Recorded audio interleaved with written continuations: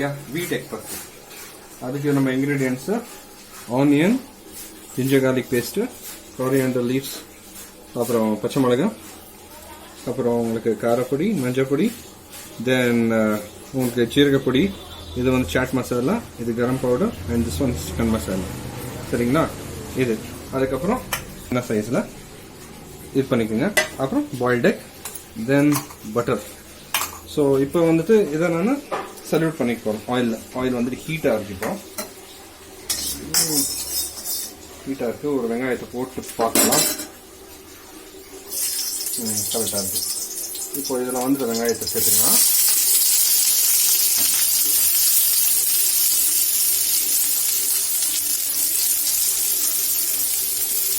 வெங்காயம் வந்துட்டு ஒரு லைட்டாக கோல்டன் ப்ரௌன் கலர் வேணால் போதும். சரிங்களா?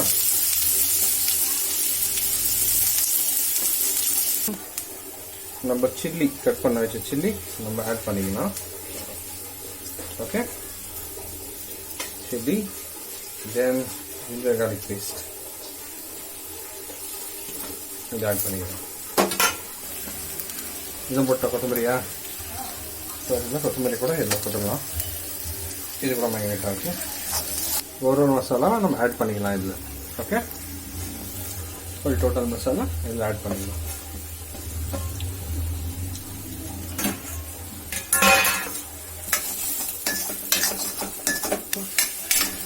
ஸோ இது வந்துட்டு உங்களோட எக் பஃப்க்கு மசாலா ரெடி ஆயிடுச்சு.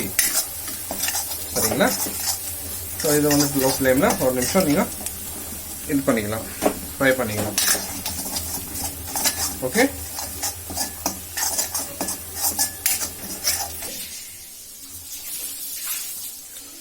ஸோ இதில் வந்துட்டு பட்டர் வந்துட்டு ரெடி அப்ளை பண்ணிக்கோங்க சப்பாத்திக்கு. சரி. ஓகே, ஸோ இதுதான் உங்களுக்கு. இது ஆக்சுவலி ஓவனில் பண்ணல, அதனால் இதுதான் கரெக்டாக இருக்கும். ஸோ இப்போ ஆடட் மசாலா இருக்கு இல்லைங்களா, இந்த மசாலா எப்படி போட்டுக்கலாம். ஓகே, ஆடட் மசாலா அப்படியே நீங்கள் ட்ரை பண்ணிங்க இல்லைங்களா, அந்த மசாலா ட்ரை பண்ணிவிட்டு எக் எடுத்துக்கோங்க. அந்த எக்கை ஒரு சென்டரில் இப்படி போட்டுக்கோங்க. அண்ட் இது எப்படி க்ளோஸ் பண்ணிக்கலாம். நம்ம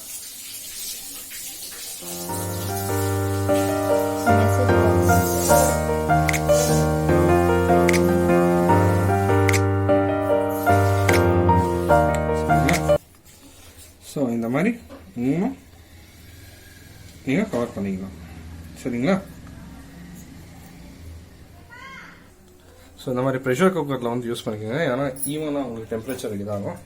அதனால் உங்கள் எக் பஃப் வந்துட்டு பெட்டராக இருக்கும். அதே மாதிரி கொஞ்சம் பட்டர் சேர்த்துக்கோங்க. So that would be better. So இந்த மாதிரி வரும் உங்களுக்கு ஃபைனலாக இந்த மாதிரி 3 பீசஸ். இதை வந்துட்டு ஈவனாக இந்த ப்ரெஷர் குக்கரில் எப்படி வைக்கலாம். இப்படி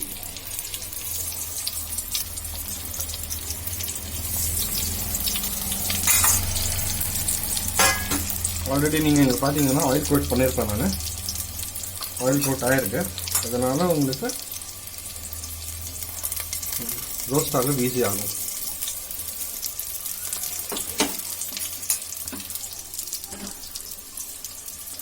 டெம்பரேச்சர் வந்துட்டு மீடியமில் வச்சுக்கோங்க, ஹையில் ஒன்றும் தேவையில்லை. ஸோ இது வந்துட்டு உங்களுக்கு கோல்டன் ப்ரௌன் ஆகும். ஆகிற வரைக்கும் நீங்கள் இந்த இப்படி வைக்கலாம்.